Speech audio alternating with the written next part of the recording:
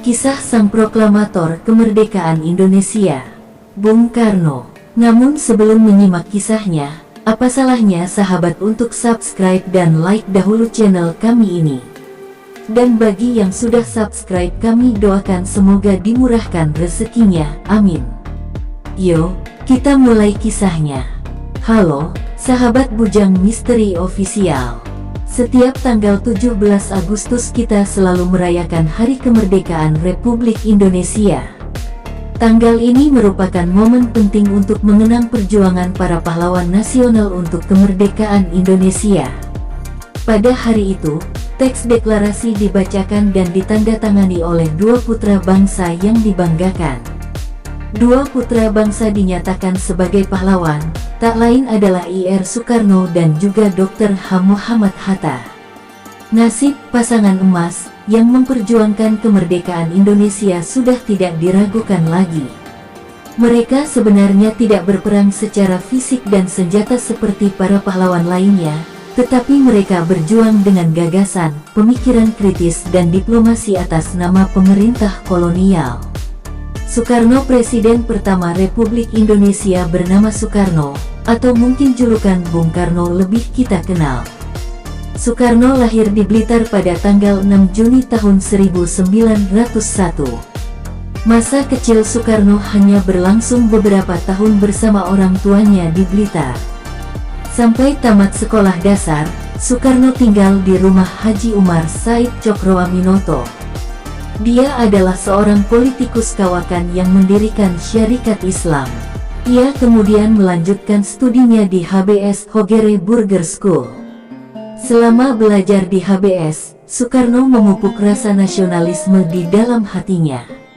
Setelah lulus dari HBS pada tahun 1920, ia pindah ke ibu kota Jawa Barat dan belajar di THS Technische Hogeschool yang sekarang dikenal dengan Institut Teknologi Bandung. Dia juga menerima diploma teknik pada tanggal 25 Mei tahun 1926. Kemajuan Soekarno dalam politik terus berlanjut. Sang pendakwah kemudian merumuskan doktrin Marhaisme dan mendirikan sebuah partai bernama PNI, Partai Nasional Indonesia, pada tanggal 4 Juli tahun 1927. Tujuan didirikannya partai ini adalah untuk menuju Indonesia merdeka. Tidak senang dengan langkah Soekarno, perusahaan mengambil langkah-langkah untuk memastikan bahwa pemerintah Hindia Belanda saat itu masih dapat mempertahankan pijakan yang kuat di wilayah jajahannya. Akibatnya, Belanda menjebloskan Soekarno ke penjara Sukamiskin di Bandung pada tanggal 29 Desember tahun 1929. Dia baru-baru ini dijatuhi hukuman 8 bulan penjara. Dalam pidato pembelaannya, Indonesian Claims, ia menggambarkan politik internasional dan keadaan bangsa Indonesia dalam cengkeraman kolonialisme. Pembelaannya semakin membuat marah Belanda, sehingga pada bulan Juli tahun 1930 PNI dibubarkan. Setelah dibebaskan pada tahun 1931, ia bergabung dengan Partindo dan sekaligus mengelolanya. Akibatnya, ia kembali ditangkap Belanda dan dideportasi ke Endin Flores pada 1933. 4 tahun kemudian, ia dipindahkan ke Bengkulu. Menelan berbagai pil pahit, perjuangannya tak sia-sia. Pada Agustus tahun 1945, ia dan Moh Hatta dan tokoh-tokoh bangsa lainnya menyusun naskah deklarasi yang akhirnya dibacakan pada tanggal 17 Agustus tahun 1945. Pembacaan naskah itu sekaligus memperkokoh kedaulatan NKRI. Muhammad Hatta atau akrab dipanggil Bung Hatta adalah seorang pemikir, negarawan, ekonom sekaligus menjadi wakil presiden Indonesia pertama yang menerima Soekarno. Ia lahir pada tanggal 12 Agustus tahun 1902 di Bukit Tinggi, Sumatera Barat. Pendidikan anak oleh Moh Hatta mulai di sekolah Kansan. Ia juga mendalami ilmu agama karena lahir di lingkungan keluarga dengan ilmu agama yang kuat. Tumbuh dewasa, ia belajar di sekolah Mule. Selama mengenyam pendidikan, ia belajar banyak hal di luar pendidikan formal, seperti organisasi. Kecintaannya pada organisasi berlanjut ketika ia melanjutkan studinya di PHS Sekolah Pangeran Hendrik pada tahun 1921. Ia aktif sebagai bagian dari Ikatan Jong Sumatrane. Beliau juga lulus dari PHS dan mendapatkan beasiswa untuk belajar di Handelshogeschool, Rotterdam, Belanda, Moh. Hatta kembali menambah ilmunya, mempelajari antara lain ilmu administrasi publik dan juga ekonomi kolonial. Kegiatan dalam organisasi tidak berhenti. Mulai Februari tahun 1922, Bung Hatta diangkat sebagai bendahara Indische Vereniging yang dipimpin oleh Dr. Sutomo dan tokoh lain seperti Dr. Schaaf, Kaligis dan Dr. Seri. Pada tahun 1925, dalam perkembangannya, Indische Vereniging diubah menjadi Perhimpunan Indonesia.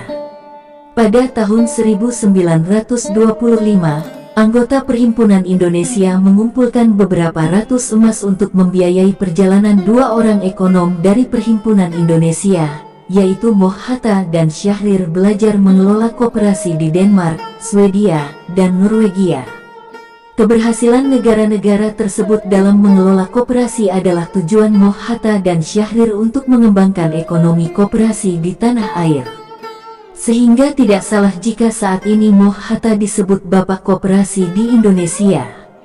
Atas desakan seluruh anggota, Moh Hatta diangkat menjadi presiden dan pada tahun 1926 ia terpilih menjadi Presiden Perhimpunan Indonesia. Sebagai Ketua Perhimpunan Indonesia, Bung Hatta dapat menyampaikan pemikirannya tentang kebijakan yang diikuti dan dilaksanakan oleh Perhimpunan Indonesia. Tapi seperti Soekarno, Belanda melihatnya sebagai ancaman terhadap pemerintahan kolonial. Selama perjuangan politik, Bung Ha ditangkap dan dipenjarakan dengan tuduhan menjadi anggota perkumpulan terlarang, ikut serta dalam pemberontakan dan menghasut melawan kerajaan Belanda. Setelah 5,5 bulan pemulihan, dia dibebaskan dari semua tuduhan berkat advokasi teman dan pertarungan pengadilan. Tak berhenti sampai di situ, Belanda bahkan mengirimnya ke Digul dan Banda Neira. Selama di pengasingan, ia menulis artikel untuk Surat Kabar Jakarta dan Majalah Medan, yang tidak terlalu bermuatan politik. Tulisan-tulisan ini lebih analitis dan mendidik bagi para pembaca. Ketika Jepang menduduki Indonesia, Hatta dibebaskan dan diangkat sebagai penasehat oleh pemerintah Jepang. Hatta menggunakannya untuk melindungi kepentingan rakyat Indonesia. Ia juga ikut dalam keanggotaan 9 komisi dan PPKI sebagai saluran media mempersiapkan kemerdekaan Indonesia. Setelah melalui perjuangan yang panjang, ia berhasil mewujudkan keinginan rakyat untuk memerdekakan Indonesia. Bersama Soekarno, ia menambahkan tinta pada teks deklarasi atas nama rakyat Indonesia. Perjuangan dua pasangan emas untuk memerdekakan Indonesia tak bisa dipungkiri lagi. Mereka secara resmi dinobatkan sebagai pahlawan deklarasi pada tahun 2012, karena status tersebut telah disalahartikan berkali-kali di masa lalu. Nah, ini adalah bagian dari kisah sepasang penerbit kebanggaan Indonesia. Tanpa mereka dan para pahlawan lainnya, kita mungkin tidak bisa menghirup udara bebas kemerdekaan hari ini. Terima kasih, Sang Proklamator. Sampai jumpa kembali di kisah-kisah selanjutnya. Jangan lupa share, komen, like, dan subscribe.